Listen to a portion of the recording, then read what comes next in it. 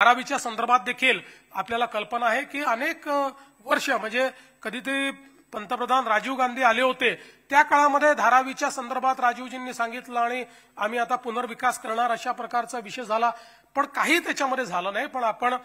2014 मध्ये सरकार आल्यानंतर धारावीच्या संदर्भातले सगळे निर्णय घेतले, त्याचं टेंडर केलं, मग ते टेंडर मध्यंतरीच्या आघाडी सरकारने रद्द केलं। ठीक आहे, त्याचे काय कारण असतील, पुन्हा शिंदे साहेब आले, पुन्हा आपण नव्याने त्याचं वर्किंग केलं, पुन्हा टेंडर केलं। आज धारावीचं रिडेव्हलपमेंट आपण सुरू केलंय आणि आपण विचार करा, आज जर महाराष्ट्राचा विचार केला तर महाराष्ट्रामध्ये बोटावर मोजणारे 3 किंवा 4 शहर असे आहेत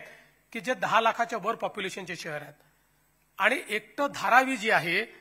हे 10 लाखाच्या वरच्या पॉप्युलेशनचं किंवा तेवढ्या पॉप्युलेशनचा अशा प्रकारचा तो एक ॲग्लोमरेशन आहे किंवा एक स्लम आहे। आज त्याचा पुनर्विकास करणं म्हणजे अक्षरशः एक नवीन शहर बसवणं आहे आणि अतिशय चांगल्या पद्धतीने। आणि धारावीचा पुनर्विकास करताना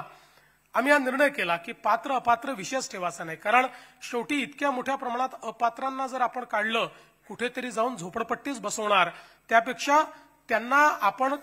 कोर्टाची अडचण होती तर कोर्टातनं मार्ग काढून त्यांनाही आपण रेंटल हाऊसिंगमध्ये घर देऊ आणि 12 वर्षाने ते घर त्यांच्या नावाने करू, अशा प्रकारे सर्वांना पात्र करून आज धारावीचं काम आपण सुरू करतो। आणि धारावीमध्ये सगळ्यात महत्वाचं हे आहे की जो पात्र आहे त्याला त्याच ठिकाणी पूर्ण आपण त्याचं पुनर्वसन करतोय, त्याला चांगल्या प्रकारे त्या ठिकाणी सगळ्या सुविधा देतो आणि या सगळ्या सुविधा देताना धारावीचा विचार आम्ही या प्रकारे केला की धारावी ज्यावेळेस त्याचा पहिला प्लॅन आपण घेऊन बसलो होतो त्यावेळेस मी सांगितलं की धारावीला केवळ एक झोपडपट्टी समजू नका,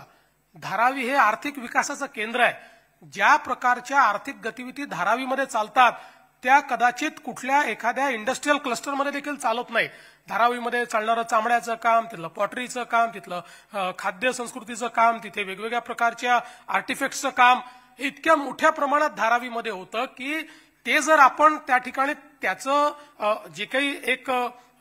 नेचर आहे ते जर आपण बदललं आणि याला नुसतं लोकांना घरं देतो म्हणून सांगितलं, धारावी कधीच यशस्वी होणार नाही। या घरांसोबत त्यांचा व्यवसाय जोडला, या घरांसोबत त्यांची जी कलाकारी आहे ती सगळी जुडलेली आहे, त्यांच्यातला जो काही व्यवसाय आहे तो त्याच्याशी जुडलेला आहे। आणि म्हणून त्याकरता इथेच आपल्याला चांगल्या व्यवस्था उभ्या कराव्या लागतील। इथे जर चांगलं लेदरचं काम होतं तर लेदरची सगळी व्हॅल्यू चेन ही तिथे तयार करावी लागेल आणि हे केल्यानंतर 5 वर्षापर्यंत त्यांच्याकडनं कुठले टॅक्सेस आपण घ्यायचे नाहीत, त्यांना मोफत अशा पद्धतीनं त्या ठिकाणी म्हणजे आपला जो काही त्या ठिकाणी जीएसटी वगैरे त्यातनंही सूट द्यायची, अशा प्रकारचा निर्णय आम्ही केला। आणि त्यामुळे आज केवळ एक धारावीच्या रिडेव्हलपमेंटमध्ये केवळ एक स्ट्रक्चर उभं होणार नाही आहे, तर धारावीमध्ये एक अतिशय व्हायब्रंट अशा प्रकारची औद्योगिक वसाहत देखील उभी होते, जी औद्योगिक वसाहत खऱ्या अर्थानं हजारो लोकांच्या हाताला काम देणार आहे आणि हजारो लोकांचं जीवन देखील त्या ठिकाणी बदलणार आहे।